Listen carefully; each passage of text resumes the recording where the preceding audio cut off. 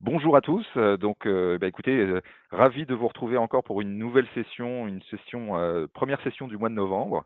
Le mois de novembre, c'est un peu le moment des bilans, de la prise de recul, lorsqu'on analyse un petit peu ce qui a été, réalisé au cours de l'année et même, précédemment sous l'angle parfois et souvent de la sobriété, en tout cas énergétique dans le cadre de ces sessions.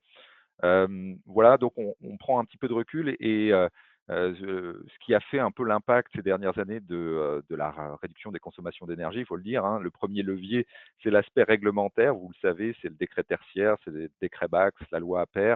Il y a eu des accélérations, structurantes qui ont obligé, chacun d'entre vous, à accélérer.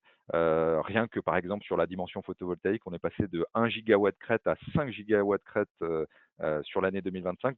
C'est une accélération quand même majeure. Bon, il y a d'autres leviers d'accélération. Il y a eu le prix de l'énergie qui est passé pour certains d'entre vous avec des augmentations de plus à 40 à 60 et qui ont obligé à prendre des décisions rapides, mais tout en sachant que c'était les collaborateurs, en tout cas les agents, qui, sur le terrain, ont ajusté, adapté, optimisé les usages du quotidien. Et puis, il y a le troisième levier qu'on a regardé cette année ensemble, c'est les solutions technologiques d'automatisation, de GTB, des capteurs, l'intelligence artificielle qui rentre aussi dans le bâtiment tertiaire. Mais en fait, au final, quand on regarde tout dans le rétroviseur, il y a un point qui frappe et dans les périodes de tension qui se sont produites ces 3 dernières années, les le levier le plus rapide, en tout cas, qui a produit des résultats concrets immédiatement, c'est l'engagement humain, et c'est le thème que nous allons aborder ce matin à travers cette question qui nous est posée: comment mobiliser les salariés sur la réduction des consommations d'énergie. Donc, il y a plusieurs questions qu'on va essayer de répondre ce matin, et là, je vais simplement on va les adresser ensemble. Comment mobiliser durablement les salariés qui ne voient ni les factures, ils n'ont pas accès aux factures par définition, ni les contrats. Donc, comment parler sobriété dans des secteurs où parfois il y a des obligations de continuité de service. Il y a pas mal de collectivités locales qui sont présentes dans ce webinaire. Alors, vous avez des obligations d'accueil du public, et un accueil du public, il faut l'engager quand même aussi sur ces questions de sobriété, alors qu'ils ont plutôt des contraintes, en tout cas qu'ils sont sensibles au confort. Et puis, comment mesurer l'impact de cet engagement humain, de ces mesures que l'on peut mettre en place pour sensibiliser les occupants. Donc, voilà, notre objectif ce matin, c'est de répondre en tout cas à ces questions de manière la plus claire possible et de reposer en tout cas la question de la dynamique collective, de la culture interne et de la capacité à sensibiliser les occupants. Donc, je suis ravi d'accueillir, je souhaite la bienvenue à Claire-Anne. Bonjour Claire-Anne. Bonjour. Et Émeric Barrault. Bonjour à Voilà. tous. Donc, qui apporteront chacun un éclairage complémentaire sur ces dispositifs, sur cette manière de mobiliser les salariés dans la perspective de réduction de consommation d'énergie. Donc, bonjour à tous. Nous allons pouvoir commencer, et notamment par un petit sondage. Vous le savez, on commence toujours par un petit sondage avec 2 questions très simples qui vont s'afficher sur votre écran. Avez-vous déjà mis en place un plan de sobriété énergétique dans vos bâtiments tertiaires? Ça passe, on l'a dit, souvent par un engagement humain, et on va le voir avec quelques chiffres, notamment, ça a certainement un impact, peut-être un des impacts les plus immédiats si on compare par rapport à des dispositifs de solutions technologiques ou de GTB. Il faut attendre un certain moment que ça porte ses fruits, alors qu'on va dire l'impact de l'engagement humain, si il donne des résultats assez rapides. Donc oui, une large majorité, vous avez expérimenté à plus de 60%. Donc on voit que c'est un levier que vous avez utilisé. Maintenant, peut-être c'est un passage obligé et pas seulement ce qu'on appelle, pas simplement un nice to have, en tout cas une cerise sur le gâteau. Ça fait partie intégrante de votre démarche. Deuxième question, vos collaborateurs sont-ils actuellement impliqués dans des actions concrètes pour réduire les consommations d'énergie? Donc, salariés, bien sûr, agents, et on le sait, vous avez chacun d'entre vous des contraintes bien particulières, que ce soit pour accueillir du public ou alors parce que vous avez une gestion du froid avec une chaîne alimentaire, par exemple, notamment dans le commerce. Donc, tout ça implique un engagement, une sensibilisation des collaborateurs. Donc, qu'est-ce qu'ils mettent en œuvre au quotidien? Est-ce qu'ils sont actuellement impliqués dans des actions avec un plan et des actions concrètes? Donc, en majorité, presque majorité, 49, 47, voilà, donc ça bouge, mais on est autour de ces résultats et on va vous les partager maintenant. Voilà, donc effectivement, donc presque 50%, en tout cas, vous avez défini des actions concrètes dans lesquelles s'engagent vos collaborateurs ou vos agents pour atteindre des économies d'énergie. Donc, je suis ravi d'engager maintenant ce webinaire avec Claire-Anne et Emeric, mais avant qu'on puisse tout simplement dérouler cette réflexion, je vous propose simplement de vous rappeler en quelques mots, ça va prendre 2-3 minutes, mais qui est Sobre Énergie? Sobre Énergie, nous sommes effectivement une filiale du groupe La Poste et de la Banque des Territoires, et nous opérons déjà, nous supervisons 18 000 sites sur toute la France. Bien sûr, nous aidons nos clients, alors pas bien sûr, nous aidons nos clients qui sont de tout secteur, hein, bien sûr des collectivités locales, mais aussi des acteurs du monde privé, pour les aider à faire des économies d'énergie directement sur leurs factures, réduire leur talon de consommation, et puis aussi les engager sur des démarches plus ambitieuses, notamment l'ISO 50001, vous l'avez peut-être entendu, puisqu'il y a une nouvelle loi de mars 2025 qui oblige à partir de octobre 2026 d'engager, en tout cas, si vous êtes concerné selon les seuils, à mettre en œuvre soit de l'ISO 50001, soit faire des audits énergétiques tous les 4 ans selon les seuils qui sont concernés. On fera peut-être un nouveau webinaire, en tout cas en 2026, sur ce point. Ce que nous faisons très rapidement, c'est bien sûr, on est éditeur d'une plateforme et on le verra dans quelle mesure justement la plateforme peut aider à mesurer les impacts d'un engagement des collaborateurs. Nous réalisons bien sûr aussi des études, des audits énergétiques, des audits GTB. On a cité l'aspect technologique qui peut apporter des impacts, mais qui n'est pas le seul levier. Et enfin, le management énergétique avec un accompagnement de nos clients sur des plans d'action qui seront suivis dans le cadre d'un conseil d'énergie manager à mise à disposition des maîtres d'ouvrage. Donc, sans plus attendre, je vous propose, juste pour vous rappeler, effectivement, on a quelques acteurs qui nous font confiance, comme La Poste, bien sûr, mais d'autres acteurs comme des acteurs aussi divers et variés que Q-Park, Transgourmet, mais aussi des acteurs dans le domaine de l'infrastructure transport Euro-Airport ou des acteurs des médias comme France TV. Donc, l'engagement, c'est le sujet essentiel de ce webinaire. Ça appelle justement à mettre en avant des solutions d'engagement et il y en a une qui a vraiment fait florès ces 3 dernières années, mais sur plutôt les enjeux climatiques. C'est le format de la fresque. Et Emeric Barraud, je suis heureux de t'accueillir justement pour que tu nous parles de ce format que toi, tu as adapté puisque tu es le créateur de la fresque de la sobriété énergétique dans le contexte d'un bâtiment tertiaire et dans quelle mesure justement ce format-là décliné peut avoir un impact auprès des occupants, des salariés et des agents. Emeric. Merci Anno, merci Claire-Anne aussi pour votre participation. Bonjour à tous. Ravi d'être ensemble et puis de vous voir nombreux ce matin. Effectivement, voilà, vous êtes tous ceux qui êtes connectés aujourd'hui, vous avez un point commun, c'est que vous êtes confrontés dans vos missions à ce casse-tête de la gestion énergétique dans vos bâtiments tertiaires. Que vous soyez responsable RSE, vous avez cet enjeu de décarbonation, comment conduire le changement sans braquer les salariés, les collaborateurs, les usagers et puis les agents. Si vous êtes responsable patrimoine, responsable immobilier, votre enjeu, c'est celui de la conformité réglementaire dont parlait Arnaud à l'instant, avec un enjeu de pouvoir valoriser son parc à travers des bâtiments qui seraient moins énergivores. Et puis, pour les responsables financiers, voilà, on sait que les prix de l'énergie ont connu une certaine détente depuis le pic de l'hiver 2022, mais évidemment, limiter sa facture dans un contexte de prix qui reste malgré tout volatile et sous tension, ça reste un casse-tête et résoudre ce casse-tête reste complexe. Il est à la croisée de plusieurs périmètres et puis on a un phénomène voilà, responsabilité qui peut se diluer sur cette gestion de l'énergie à la frontière de la RSE, du patrimoine, de la finance, et des collaborateurs qui, voilà, parfois sont engagés à titre personnel, mais dans le cadre professionnel, ils ne sont pas les payeurs de la facture, et il peut y avoir un phénomène de désengagement à ce niveau-là. Et puis le sondage le montrait, autant voilà, vous avez pour une forte majorité lancé un plan de sobriété énergétique, c'était à l'occasion de l'hiver 2022, comment passer l'hiver. On voit que sur des actions aujourd'hui, presque 4 ans après, pour le coup, là, les résultats sont plus partagés. Donc, comment faire perdurer cette dynamique de mobilisation, c'est tout l'enjeu.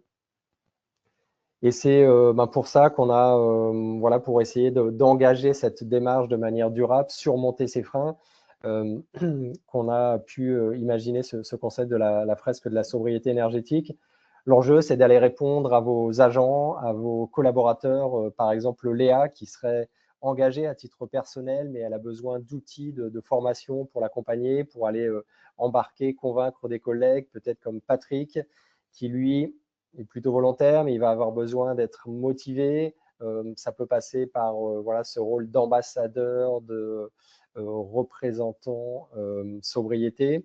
Et puis, vous avez d'autres collaboratrices, collaborateurs qui vont être peu intéressés sur le sujet, à qui il va falloir montrer ce qu'ils ont à gagner, quels impacts des résultats futurs, et ces résultats, ils peuvent aider à embarquer par la suite une deuxième vague de collaborateurs.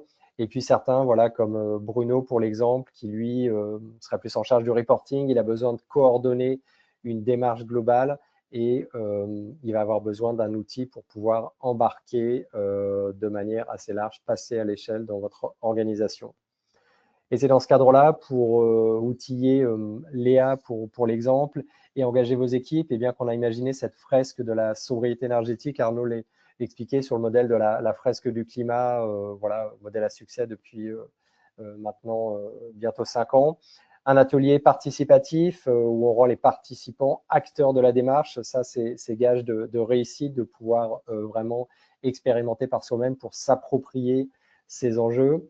Ça favorise un dialogue entre occupants et référents techniques sur les bonnes pratiques.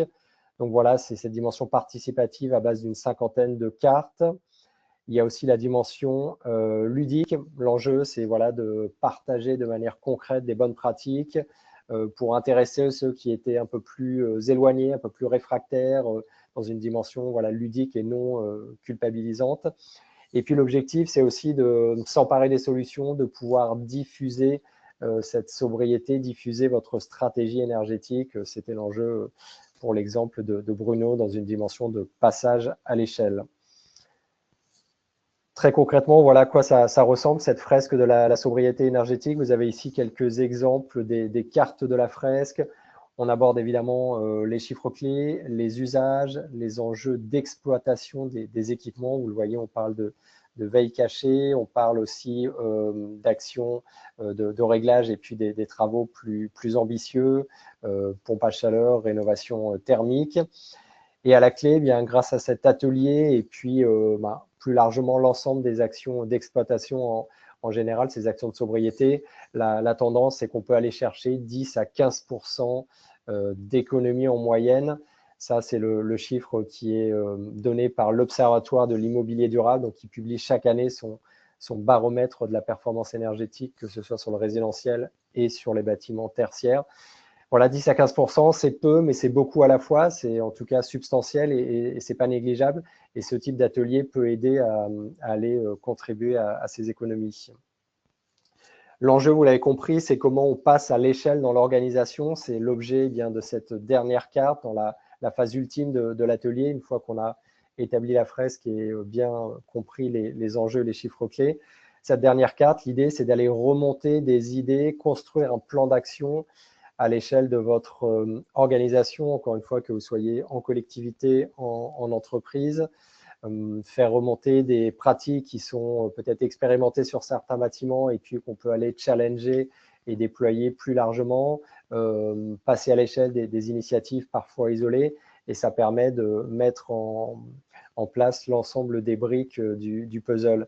cette dernière phase de l'atelier, voilà, c'est quelque chose qui, là où on a pu animer ces ateliers, était assez apprécié. On avait souvent des profils de référence sobriété énergétique, des ambassadeurs, ambassadrices sobriété, qui eh bien, participaient, on va dire, en pionnier à cet atelier, qui après, au-delà des 3 heures d'atelier, étaient outillés pour pouvoir être des relais auprès de leurs collègues. Ces références sobriété énergétique, c'était le cas notamment sur le département du Nord.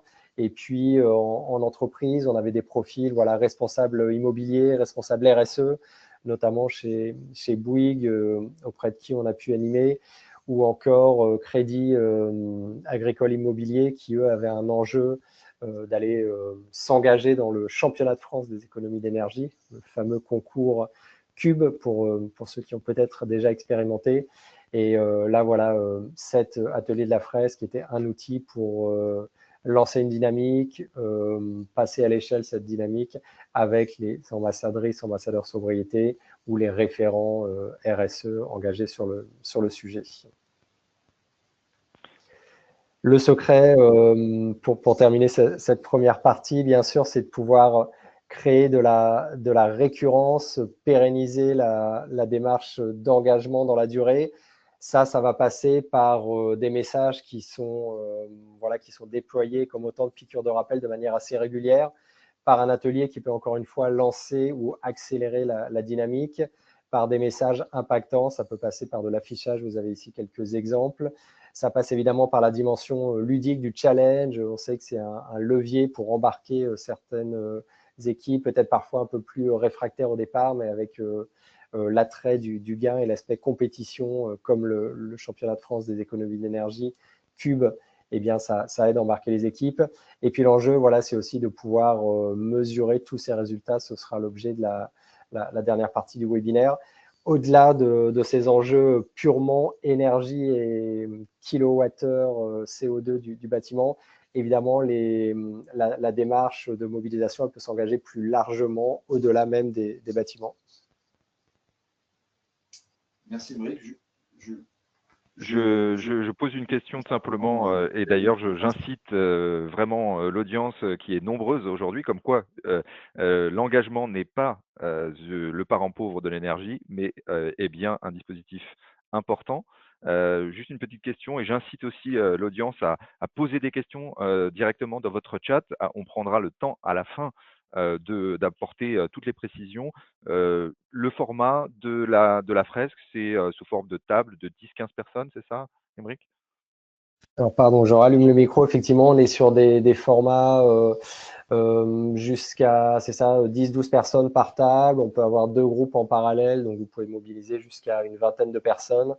Dans ce cas-là, l'animateur va gérer les 2 tables avec des phases en demi-groupe où les 2 tables sont en autonomie et des phases de débrief un peu plus globales. Donc voilà, 2 tables dans la même salle si vous avez la salle dimensionnée, ou ça peut être des salles à proximité. Et voilà, ça peut être par effectivement groupe jusqu'à 20 personnes sur un format 2h30, voilà, pour essayer que ça tienne dans les agendas respectifs de chacun. Ok, donc voilà, donc si vous avez des questions aussi concrètes que celle-là ou d'autres ou sur d'autres aspects périphériques, surtout n'hésitez pas. Et je suis ravi d'ailleurs d'enclencher, là on a vu un dispositif, la fresque de la sobriété, on a vu un moyen de le pérenniser à travers des dispositifs de communication, voire de mesure, on le verra tout à l'heure. Et puis surtout, je suis ravi aussi d'accueillir Claire-Anne de Kaba Impact, qui va simplement nous partager aussi d'autres dispositifs qui permettent de mobiliser dans la durée, et c'est ça en fait l'enjeu, le challenge de ces efforts qui ont été faits sur l'année 2022 avec ces plans de sobriété qui est entre guillemets des plans de sobriété à l'arrache, pour être gentil, mais qui ont quand même apporté d'énormes résultats, et comment justement apporter cette récurrence avec des formats innovants et prouvés. Claire-Anne, on est à ton écoute. Merci Arnaud. Effectivement, comment aller au-delà de l'opération coup de poing? Alors, chez Kaba Impact, on est organisme de formation certifié Calliope et cabinet de conseil. On est une entreprise à mission et notre mission, c'est de répandre justement et de disséminer cette conscience écologique chez les salariés, mais aussi chez les citoyens, et de la transformer en actes. Voilà, donc ce sont bien les éco-gestes dont on va parler dans cette partie. Alors, on est expert en éco-gestes chez Kaba Impact parce qu'on a lancé il y a 6 ans un média qui s'appelle Le Kaba, lekaba.fr, qui est un média citoyen, voilà, qui propose justement des conseils sur les éco-gestes au quotidien. Et la question de l'énergie revient évidemment extrêmement souvent parce qu'elle a un impact important sur la facture des ménages. Alors, nos deux jambes, c'est la formation et le conseil aux organisations. On reviendra sur notre boîte à outils plus tard dans la présentation. Mais le point de départ de notre travail, c'est quand même un terrain assez mature. Ce qu'on voit sur le slide suivant, c'est que la conscience écologique dans les entreprises, chez les salariés, aujourd'hui, elle est bien là. Donc ça, c'est quand même la bonne nouvelle, et merci notamment à la fresque du climat. Mais les actes, et c'est la mauvaise nouvelle, font encore défaut au travail. Alors, le parallèle, pour moi, qui est un bon exemple, c'est le tri sélectif. Hein, c'est le principal éco-geste déclaré par les Français, donc dans l'étude Suez-Odoxa, le baromètre 2024. Pourtant, nous, dans nos sondages chez nos clients, chez les salariés, moins de 50% le font au travail. Alors, il y a plusieurs raisons à cela, soit parce qu'ils n'ont pas forcément l'information. Hein, les entreprises ont parfois mis des poubelles de tri, mais les salariés ne les ont pas remarquées. Donc là, un manque de communication, soit par manque de solutions pratiques. Hein, c'est vrai que le tri, bien qu'il soit obligatoire, n'est pas encore proposé dans toutes les entreprises, soit parce que ce n'est pas encore rentré dans la culture de l'entreprise. On reviendra tout à l'heure sur ce que ça signifie, une culture de la sobriété et des éco-gestes. Et enfin, et ça Arnaud y a déjà fait référence, parce qu'ils n'ont pas forcément la vision ou le bénéfice de l'impact de ce tri. À la maison, on a la satisfaction de voir sa poubelle d'ordures ménagères diminuer de taille. Au travail, on n'a pas forcément la vision justement de cet impact de notre tri. Donc, on revient maintenant sur le point de la culture d'entreprise, qui est vraiment le socle à mettre en place, si vous le pouvez, dans vos organisations dès que possible, pour ancrer durablement les éco-gestes dans les habitudes des salariés. Alors, ça passe, même si c'est un exercice de long terme, par une culture de la sobriété qui va selon nous, avoir au moins 4 ingrédients. Donc, ce qu'on observe systématiquement chez nos clients qui ont cette culture, c'est tout d'abord l'exemplarité des dirigeants. Alors d'ailleurs, si vous voulez ajouter dans le chat, peut-être vous, vos ingrédients à vous qui ne seraient pas présents sur ce slide, faites-le, on les partagera aussi, c'est intéressant. Mais en tout cas, pour nous, la culture de la sobriété, c'est déjà l'exemplarité des dirigeants. Ça se traduit par le fait de les voir en action, éteindre les lumières en quittant une salle, prendre un train plutôt que l'avion pour faire un trajet court quand c'est dans la politique de transport de l'entreprise, etc. Donc, si ce n'est pas naturel pour votre comité de direction, il y a, à mon avis, déjà un dialogue à engager avec eux sur cette réalité. Alors, peut-être, du coup, la fresque de la sobriété peut être un bon outil pour avoir ce dialogue, mais les éco-gestes sont un comportement social et l'inspiration de la direction sera vraiment clé. Deuxième ingrédient, c'est la définition d'éco-gestes au travail qui doit être claire pour tous. Ce n'est pas les mêmes éco-gestes dans tel bâtiment et dans tel autre, ou dans telle organisation et dans telle autre. Donc, on met ici un exemple de charte éco-gestes que vous pouvez trouver d'ailleurs en téléchargement libre sur Internet, c'est celui de la Sorbonne. Je le trouve très bien fait parce qu'il est adapté à différents publics. Donc, il est écrit, voilà les éco-gestes pour les professeurs, voilà les éco-gestes pour les étudiants, etc. Chez nos clients, ces chartes sont parfois signées par les nouveaux arrivants. Donc, ça permet de s'assurer que cela rentre progressivement, finalement, dans le contrat social de l'entreprise. Troisième ingrédient, c'est la question de la gouvernance à laquelle Émeric a fait référence. Il faut idéalement que quelqu'un soit chargé de surveiller le KPI de la consommation d'énergie, qu'il l'ait au pluriel d'ailleurs, dans leurs objectifs. Donc cette responsabilité, ce qu'on voit, c'est qu'elle est trop souvent diffuse entre la RSE, la DAF, les services généraux.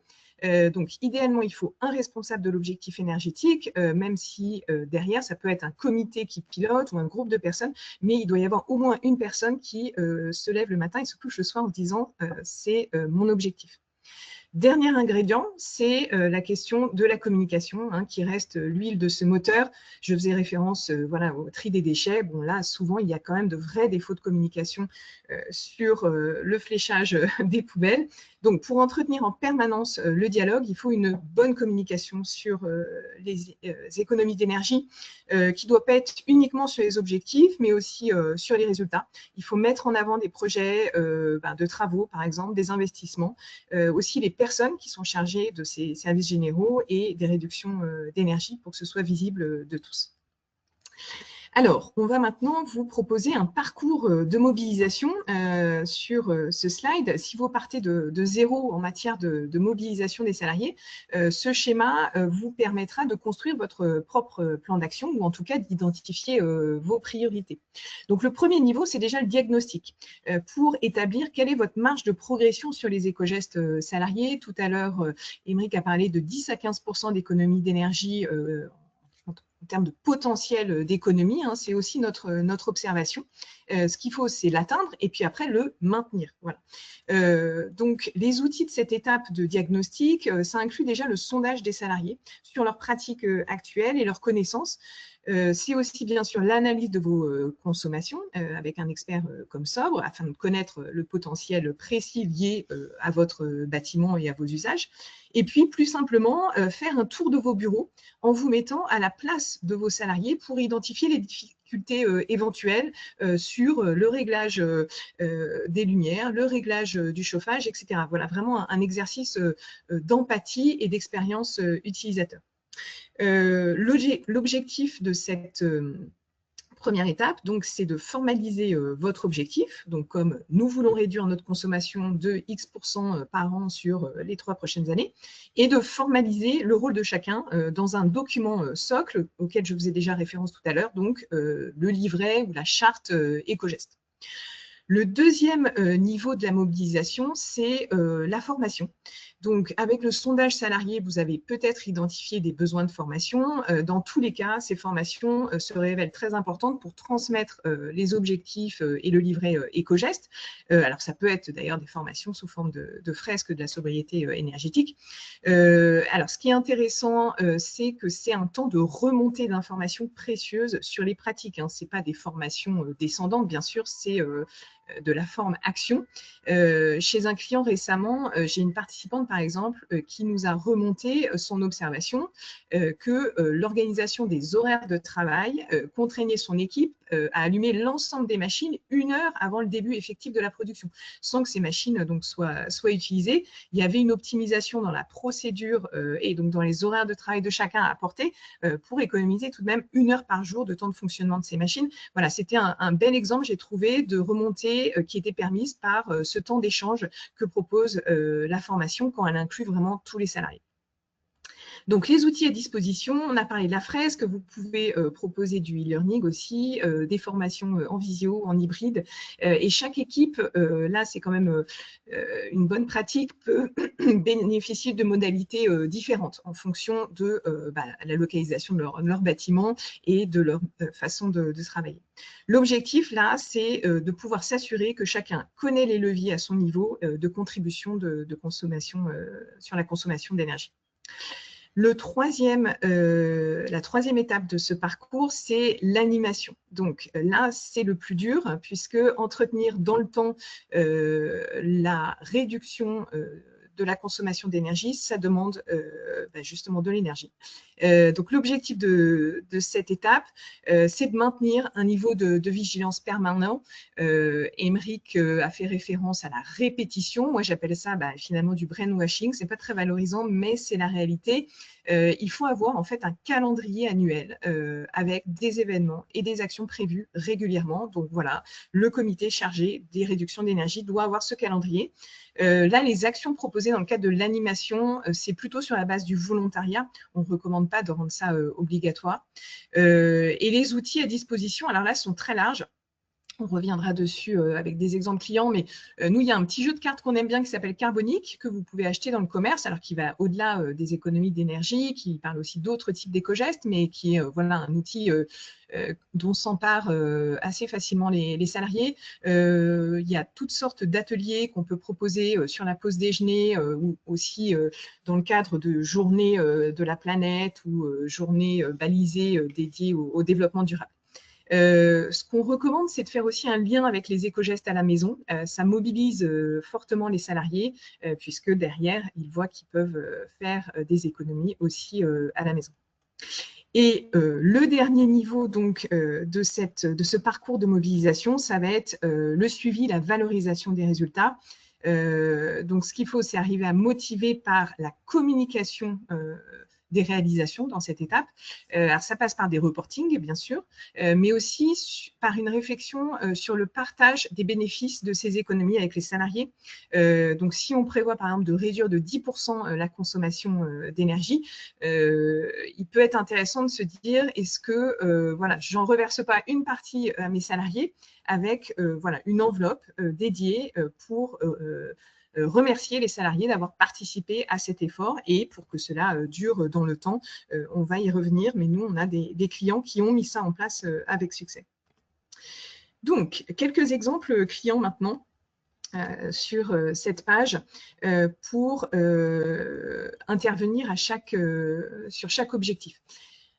Premier objectif, donc pour former vos collaborateurs, les besoins déjà au niveau du bâtiment sont assez homogènes hein, parmi les salariés. Donc, vous pouvez proposer des formations qui sont pour l'ensemble des collaborateurs, mais il peut être très intéressant, voire nécessaire, de personnaliser en revanche la formation aux enjeux spécifiques de vos bâtiments et de vos façons de travailler. Donc, nous, ce qu'on propose en complément de la fresque de la sobriété qu'a présenté Émeric, c'est des modules de e-learning pour essayer de toucher rapidement un maximum de monde. On a 2 modules sur les éco-gestes.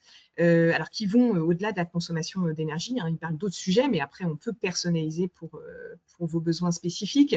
Alors, on a par exemple comme déploiement récent la CNP qui a décidé donc, en 2025 de rendre obligatoire le suivi de modules éco-gestes au travail. Et là, ce qui était intéressant, alors donc les notations étaient très bonnes sur la réalisation et le suivi de ces modules. Et 2 choses intéressantes. La première, c'est que c'est le module éco-geste à la maison qui avait les meilleures notes d'appréciation des salariés. Voilà, donc ça illustre bien le fait que c'est un sujet qui intéresse aussi parce qu'il permet de faire des économies à la maison.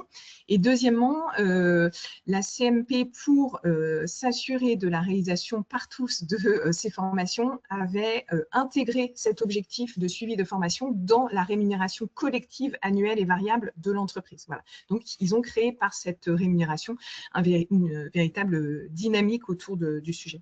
Véritable levier managérial. Voilà, tout à fait. Alors, pour les plus petites entreprises, sachez qu'il y a en ce moment, si vous bénéficiez de financement OPCO, il y a une enveloppe qui s'appelle le FSE+, qui propose de très bons niveaux de prise en charge des formations dédiées à la transition environnementale spécifiquement. Alors là, vous avez besoin de proposer des formats un peu plus longs hein, que les ateliers. Ça doit être minimum 3 heures ou 3 heures et demie. Donc ça, on en propose pour former aux éco-gestes. Et puis, vous pouvez aller plus loin pour, tout à l'heure, on faisait référence aux référents sobriété, justement pour former ces ambassadeurs éco-gestes ou sobriété. Alors là, il faudra compter quand même 7 heures ou 10 heures de formation, parce qu'au-delà des bons gestes, ce qui est important, c'est de former ces individus sur la posture d'animation. L'écueil principal, c'est de tomber dans la moralisation de ses collaborateurs en tant que référents. Voilà, donc nous, on les aide à trouver la bonne posture pour ne jamais être dans le jugement ni la culpabilisation, mais toujours dans l'encouragement. Voilà, donc ça passe par des jeux de rôle et puis des retours d'expérience de nos clients. autre format important, ceux qui visent à sensibiliser. Donc la sensibilisation, c'est moins engageant, ça peut être sur des thèmes beaucoup plus variés. Là, ce qu'il faut rechercher, c'est le côté ludique. Et, voilà, et ça sert vraiment aussi l'animation de votre calendrier annuel. Encore une fois, nous, on conseille plutôt de faire de la sensibilisation sur la base du volontariat. Sachant que quand vous sensibilisez et que vous avez peu de participants, il faut bien se dire que malgré tout, les non-participants sont aussi impactés par la proposition d'animation que vous avez faite. Voilà, même s'ils ne viennent pas, vous avez quand même envoyé un message en proposant des ateliers au-delà des participants. Alors, 2 exemples de formats typiques chez nos clients. Bon, c'est la journée sécurité environnement. Vous en avez peut-être dans vos entreprises. C'est souvent donc piloté par la QSE qui va organiser sur une journée des ateliers les uns après les autres pour essayer de sensibiliser à un thème. Alors, c'est le cas, nous, récemment, le mois dernier, on était donc à la SNCF Grand Ouest qui proposait donc toute une succession d'ateliers à l'ensemble des collaborateurs sur différents thèmes, mais le thème éco-geste était extrêmement bien représenté et a eu beaucoup de succès. Deuxième occasion ou format d'animation, c'est tout ce qui entoure les semaines du développement durable. Donc, dans ce cadre, on déploie aussi des journées d'animation avec des défis. Alors, on va revenir tout à l'heure sur des exemples de défis. Vous avez de très bonnes applications de défis éco-gestes comme Ma Petite Planète ou Énergique qui répondent bien à un objectif d'engagement. Et puis, vous pouvez aussi construire des défis plus personnalisés à l'occasion de ces journées de la Terre ou du développement durable pour vraiment essayer de cibler 1 ou 2 KPI qui est spécifique à vos bâtiments. Donc, je peux prendre l'exemple des ascenseurs. Voilà, faire une journée, alors pas sans ascenseur, il y en a qui peuvent avoir un besoin, surtout si vous travaillez à la Défense et que vous êtes au 20e étage, mais ça peut être amusant de construire quelque chose autour de la marche à pied dans le bâtiment pour voir quelle est voilà, l'expérience des participants. Troisième groupe de formats, donc ceux dédiés à l'animation, et c'est là où vous pouvez être le plus créatif pour mobiliser les talents de vos équipes. Donc en organisant des concours entre équipes ou entre bâtiments au sein de votre entreprise, si vous en avez plusieurs. Donc un exemple d'un de nos clients dans le secteur agroalimentaire, dans le cadre des semaines du développement durable, sur 3 semaines, ils avaient proposé donc un thème par semaine.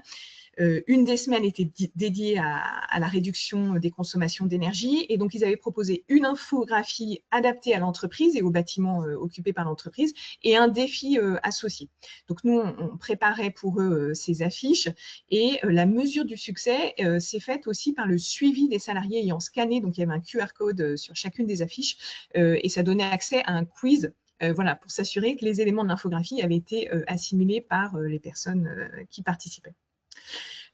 Autre idée d'animation qui est vraiment à coût zéro et qui marche bien, mais ça demande un petit peu d'encadrement, c'est le fait de proposer des partages d'expériences entre collègues sur l'énergie à la maison pour faire croître leurs connaissances. Donc, ça peut être un déjeuner sur le thème du chauffage où vos services généraux peuvent présenter alors, le chauffage des bureaux, faire visiter même la chaufferie si besoin, et puis après ouvrir sur des partages d'expériences sur voilà, des salariés qui auraient changé de chaudière, qui auraient bénéficié de subventions, etc. Parce que voilà, les salariés se posent beaucoup de questions à ce sujet et il y a un manque d'expertise et de connaissances étant donné la complexité du sujet. Voilà, ça peut être aussi sur le thème du suivi. Il y a peut-être un collaborateur chez vous qui est expert en suivi de son application EDF. Voilà, ces partages sont vraiment perçus comme très utiles par les collaborateurs et ils font le lien assez subtilement avec les éco-gestes au travail. Dernier levier encore de l'animation, c'est le contenu. Donc, proposer des contenus. Alors, nous, on en a un sur étagère hein, qui peut venir en support de cette animation. C'est l'abonnement à la lettre verte qui propose à tous vos salariés un mail dédié aux éco-gestes au travail. Et ce contenu permet chaque mois d'aborder un thème principal et donner des solutions qui sont de saison. Donc, sur 12 mois, on va couvrir la mobilité, l'alimentation, l'énergie au bureau, la consommation, les achats, l'eau, les déchets, mais aussi le numérique. Alors cet abonnement, donc, il est particulièrement apprécié de nos clients PME, hein, puisque les grandes entreprises voilà, ont souvent la capacité à rédiger ce contenu, les PME moins. Donc là, cet abonnement va leur permettre d'avoir un rendez-vous éco-geste mensuel sans avoir rien à faire, à un prix assez raisonnable. Voilà. Et enfin, sur la question de la valorisation donc des réussites, comme vous voyez sur le slide, la clé, c'est d'avoir quand même déjà à la base un reporting régulier. La bonne pratique, c'est que ce tableau de suivi des consommations soit public. Alors, je ne sais pas si vous avez un intranet, une salle de pause, vous pouvez l'imprimer, l'afficher. Mais en tout cas, il faut qu'il y ait un retour régulier aux salariés concernés sur la consommation d'eau, la consommation d'électricité.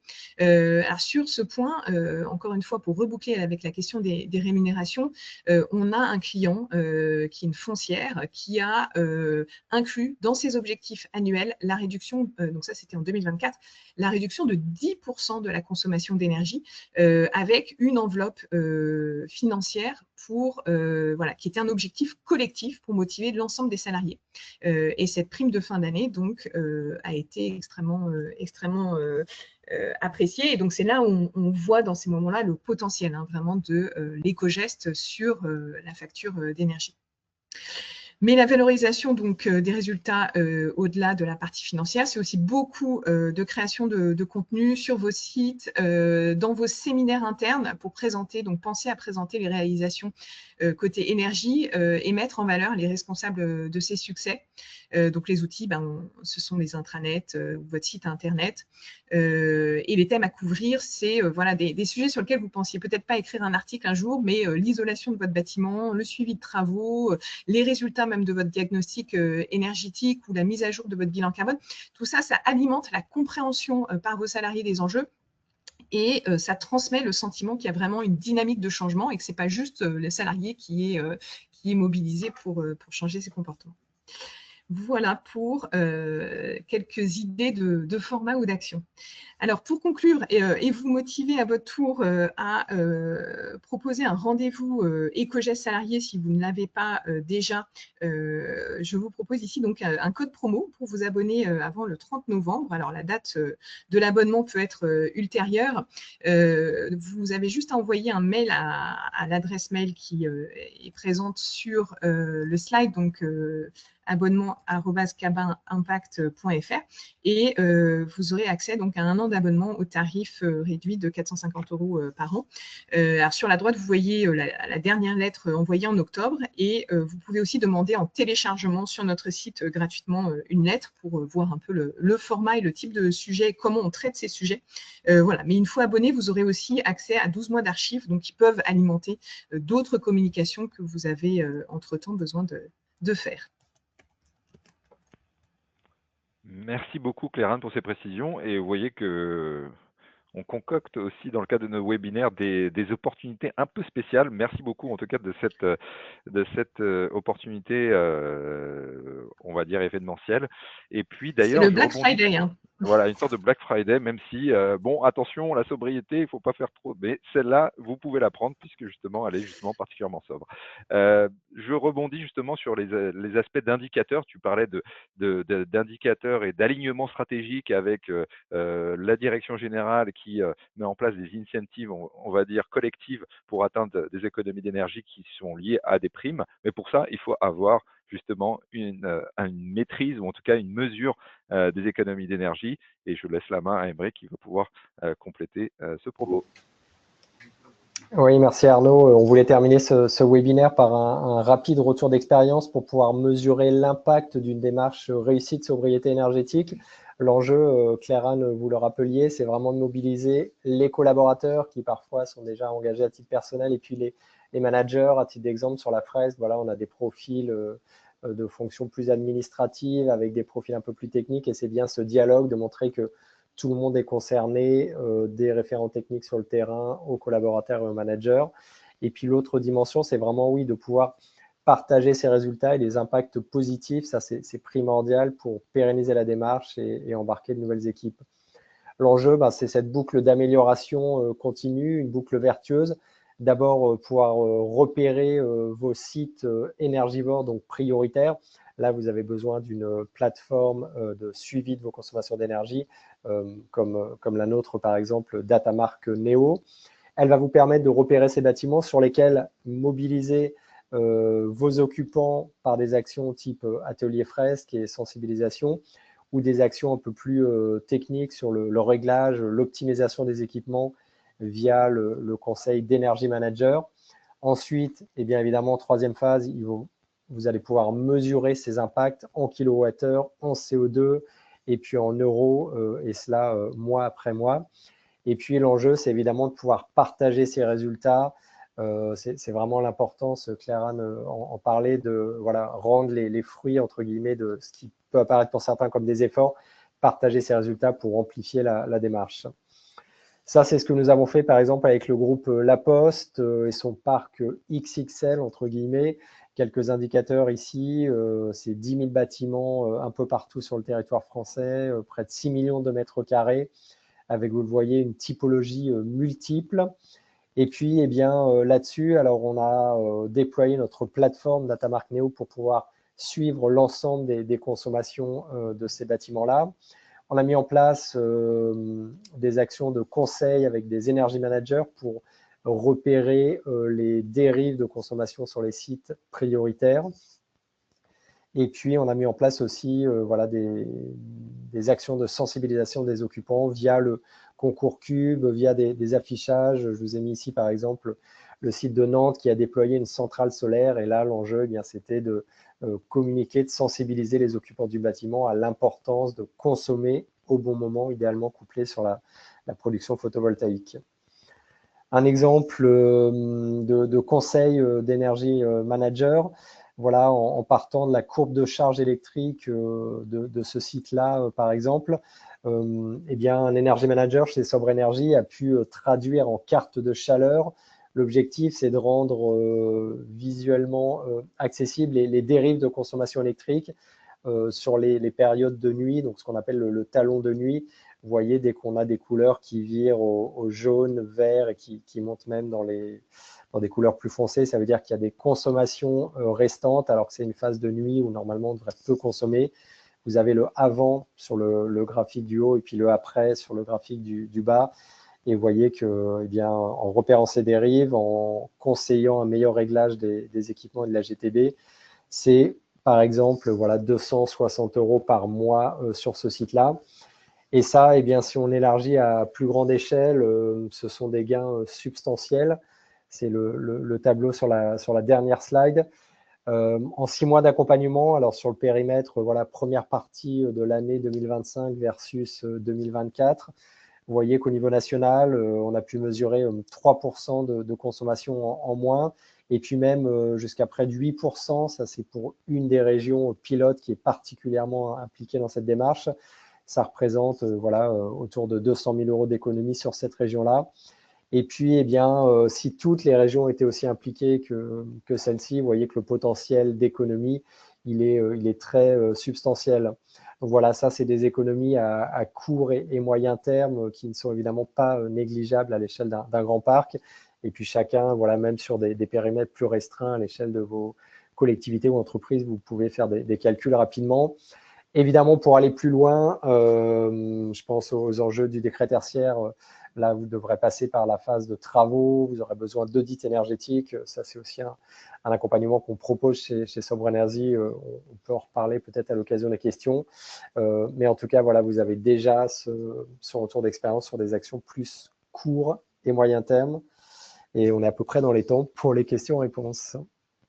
Merci beaucoup, Émeric, en tout cas pour cette pour cette synthèse et puis la nécessité effectivement de mesurer les résultats et de vérifier que, en tout cas, il y a aussi cette dimension d'accompagnement d'énergie manager qui c'est aussi de l'humain, c'est aussi de l'engagement, c'est la relation entre le mainteneur et l'expert énergéticien qui permet aussi d'engager les actions de performance énergétique et l'amélioration continue dont tu parlais. Donc, je vous engage à peut-être porter quelques questions dans le cadre de ce fil qui est sur votre droite. Voilà, donc il y a une première question qui fait état de difficultés en tant que référente tourisme durable dans un groupe de camping, enfin un groupe familial de camping, voilà, en tout cas plutôt orienté tourisme, et pour le coup, on évoquait les sujets de confort. Nous mettons en place des actions concrètes, mais la direction ne le suit pas toujours. Existe-t-il, un exemple de tri sélectif qu'ils ne font pas toujours? Donc effectivement, comment convaincre une direction qui ne serait pas totalement alignée par rapport à cette exigence? Je ne sais pas, là pour le coup, qu'est-ce qu'on peut mettre en place pour apporter des éléments concrets à cette référente, en tout cas RSE, dans ce groupe familial pour essayer de convaincre sa direction et d'apporter des arguments sur le fait de basculer sur un tri sélectif plus efficace. Claire-Anne, peut-être toi, qui a qui a pas mal de directions générales. Je ne sais pas si tu apporterais quel type d'argument? Alors déjà, ça c'est une question qu'on a énormément de nos clients, qui est on a les bons process, on forme nos salariés et puis parfois la direction nous casse la baraque en ne suivant pas la charte. Donc ça, je dirais deux choses. Un, formation de la direction. Donc il faut qu'ils vous donnent du temps et je sais bien qu'il ne suffit pas juste de leur demander, ils peuvent dire non. Mais vous avez besoin d'avoir du temps avec la direction générale pour les fresquer sur les enjeux climatiques, parce que peut-être que cette conscience écologique n'est pas présente chez eux, puis les fresquer sur les solutions ou leur proposer des ateliers éco-gestes sur les solutions. Donc ça, c'est la première partie. Négocier, d'avoir du temps avec eux pour qu'ils comprennent les enjeux de cette réduction d'énergie qui aussi impacte les finances. Et puis, le deuxième enjeu, c'est qu'ils comprennent l'importance de l'exemplarité et le rôle qu'ils ont dans le suivi de ces règles pour les autres collaborateurs. Donc ça, c'est des dialogues plus en one-to-one qui sont pas évidents, hein, puisque voilà, à quel moment on a ce dialogue après avoir vu son patron mettre quelque chose dans la mauvaise poubelle. Voilà, non, il ne faut pas être dans le jugement, mais il faut saisir des opportunités d'avoir cette discussion autour du rôle de l'exemplarité. Alors peut-être, j'apporterai juste un complément. En fait, la direction n'est pas forcément un seul bloc.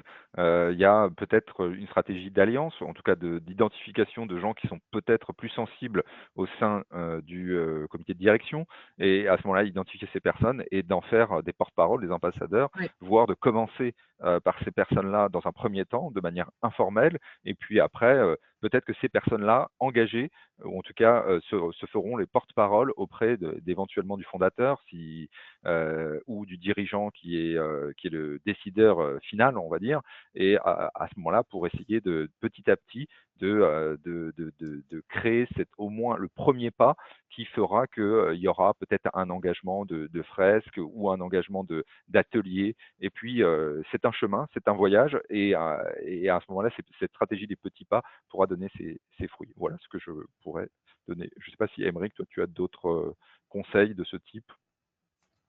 Simplement un retour d'expérience pour dire que voilà, sur les ateliers type fresque, en tout cas, nous, on essaye de proposer justement de mixer ces populations. Je pense au département du Nord où on avait des référents des bâtiments voilà, d'action sociale avec des profils plus techniques et puis avec aussi voilà, des responsables de la direction, des managers, pour bien avoir ce dialogue tripartite, entre guillemets, que aussi, évidemment, les managers ou une partie de la direction puissent voilà, participer à ce type d'atelier de sensibilisation Et puis après, eh bien, porter ces messages, en tout cas soutenir les premiers ambassadeurs, référents, référentes sobriété qui pourraient être engagés dans la démarche. Et c'est vrai que l'exemplarité est vraiment importante à ce niveau-là. Et la dimension de challenge, on en revient voilà, au concours d'économie d'énergie. Si la direction est un peu frileuse, voilà, un concours qui valorise le bâtiment ou l'étage, une récompense à la clé, une image de marque pour l'entreprise, je pense que ça devrait aider à convaincre aussi parfois certains dirigeants qui sont un peu plus réfractaires au départ. Je rebondis juste, Aymeric, par rapport à cet argument, c'est-à-dire que faire de la RSE ou en tout cas de la démarche, on va dire, d'indicateurs, d'engagement de ses salariés, ça peut être parfois aussi un argument commercial. Dans le cas d'appels d'offres, il y a des éléments de plan de RSE qui sont systématiquement demandés par les collectivités locales, mais aussi dans des appels d'offres privés. Si vous êtes une entreprise qui répond à ces appels d'offres, vous avez de plus en plus, en tout cas, d'exigences, alors soit sous forme de notes EcoVadis ou d'autres formats ou référentiels, et à l'intérieur duquel vous avez à démontrer un certain engagement de vos salariés. Et donc, ça devient un argument aussi commercial. Alors certes, ça ne va pas être une pondération majeure dans ce type d'appel d'offres, mais ça peut être aussi un argument pour se différencier versus une autre entreprise qui n'aurait rien à proposer. Voilà. Autre question, là plutôt Claire-Anne pour toi. Vous avez parlé de formation sur les éco-gestes à la maison. Est-ce que cela est bien reçu par les salariés que l'entreprise lui donne des conseils pour leur vie perso, entre guillemets, donc il y a un côté un peu intrusif. Est-ce que vous avez des retours d'expérience? Alors, très bonne question. Alors, donc, nous, on propose des ateliers éco-gestes en présentiel ou des modules de e-learning, donc où là, on a un module éco-gestes au travail, un module éco-gestes à la maison. Nos clients qui prennent l'option e-learning, souvent vont rendre éco-gestes au travail obligatoire et éco-gestes à la maison juste optionnel. Donc là, c'est plutôt du développement personnel quand c'est proposé dans ce contexte e-learning. Et d'ailleurs, le module éco-gestes à la maison, c'est pas un module où vous êtes forcé de passer par toutes les étapes, vous pouvez picorer. Il y a mobilité, il y a alimentation, etc. Donc là, c'est pour encourager vraiment une consommation adaptée à ses besoins. Sur les ateliers en présentiel, là, ça va être plutôt proposé à l'ensemble des salariés. Donc, c'est l'entreprise qui fait le choix au début d'inclure, il y a toujours les éco-gestes au travail, mais d'inclure ou non les éco-gestes à la maison. Et je dirais qu'à peu près les 3/4 de nos clients choisissent d'inclure les éco-gestes à la maison. Donc ça, c'est la perspective de l'entreprise parce qu'ils considèrent que ça va être plus engageant pour les participants. Le retour des participants, c'est que, comme je disais sur le e-learning, c'est la partie qui génère le plus de discussions, d'animation. Après, je ne nie pas qu'on a occasionnellement un mauvais feedback d'un participant qui va considérer que ce n'est pas la place de l'entreprise d'en parler, mais ça va être voilà, un participant sur 80 à peu près, qui, voilà, au motif que c'était quelque chose de personnel, parce que par exemple, on leur fait calculer on leur propose de calculer leur empreinte carbone personnelle dans ces ateliers. Alors, pas systématiquement, encore une fois, on prépare en amont avec l'entreprise, mais c'est une option quand on a le temps de faire ce calcul d'empreinte carbone. Bon, là, vraiment, 95% des collaborateurs sont ravis de le faire. Et puis, voilà, il va y avoir une personne sur 20 qui soit va pas aller au bout du calcul ou voilà, va pas souhaiter le faire. Et dans ce cas, il n'y a pas de problème. On respecte ça. Mais les évaluations de ces ateliers sont très bonnes. On les mesure de deux façons. Est-ce que, une notation entre 0 et 5 sur la satisfaction à la suite de l'atelier et recommanderiez-vous cet atelier à un collègue? Oui, non. Sur la recommandation à un collègue, on est à 97%. Voilà. Et donc, dans ce mix, on a voilà, les 3/4 qui ont été exposés à une thématique qui incluait les éco-gestes à la maison. Ok, merci Claire-Anne pour ces précisions. En tout cas, c'est effectivement ça doit être manié effectivement avec précaution, mais ça a quand même un impact de toucher, on va dire, au berceau un peu du foyer privé pour finalement évangéliser sur les questions énergétiques ou les questions d'engagement ou de transition écologique de manière plus large. Une question très concrète, Aymeric, pour toi. Comment participer à une fresque de la sobriété énergétique? Alors, très simple, il suffit de vous manifester à l'issue de ce webinaire. Voilà, pour en savoir un peu plus effectivement sur sur le profil et les enjeux de la structure. En tout cas, pour vous rappeler les contours, donc c'est un atelier 2h30, donc voilà, ça peut être sur une pause déjeuner, par exemple, autour d'une actualité sur le développement durable, ça peut être sur un format, voilà, une partie de la journée. 10 à 12 personnes, on peut faire 2 groupes en parallèle, donc voilà, jusqu'à 20 personnes mobilisées. Et puis peut-être un élément de calendrier qu'on n'a pas abordé. On a souvent la question, voilà, à quel moment c'est mieux de le faire, comment déployer ce type d'atelier ou une démarche de sobriété énergétique. Nous, l'enjeu qu'on préconise idéalement, c'est d'être voilà, sur une année de démarche et sur une logique saisonnière. Idéalement, pouvoir démarrer le projet au moment de la saison de chauffe, voilà, octobre, novembre, qui vous permet d'aller former, outiller vos ambassadrices, ambassadeurs sobriété sur ces sujets-là. Et on sait que l'enjeu principal sur vos bâtiments, il va être l'enjeu du chauffage et des consommations associées.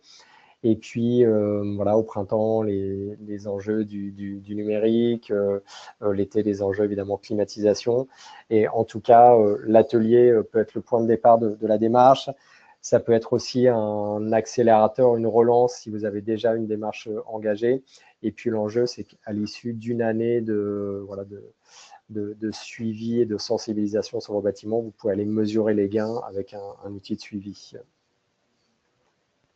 Merci beaucoup, Émeric, pour cette explication très précise et complémentaire. Donc, effectivement, prenez contact avec nous. Juste à la fin de ce webinaire, juste une petite prolongation. Vous pouvez aller plus loin sur d'autres thèmes. On a un certain nombre de livres blancs. Surtout, n'hésitez pas à les consulter. Ils sont prêts, entre guillemets, pour la nouvelle feuille de route 2026 et le nouveau contexte réglementaire qui a un petit peu évolué récemment, notamment avec la loi DADU. Donc n'hésitez pas à consulter en tout cas et puis sinon nous contacter. Pour le coup, Claire-Anne se fera un plaisir de vous répondre. Et puis de notre côté, moi je serai en capacité de vous apporter toutes les réponses, même si Émeric en a apporté quelques-unes. Vous pouvez aussi, il y a un certain nombre de webinaires qui vont venir dans les prochaines semaines. Donc n'hésitez pas aussi à vous connecter, à nous suivre sur LinkedIn. Donc juste pour conclure, donc je remercie vraiment Claire-Anne et Émeric. On l'a vu, donc ces dispositifs d'engagement permettent vraiment de réduire de 10 à 15% par les comportements seuls.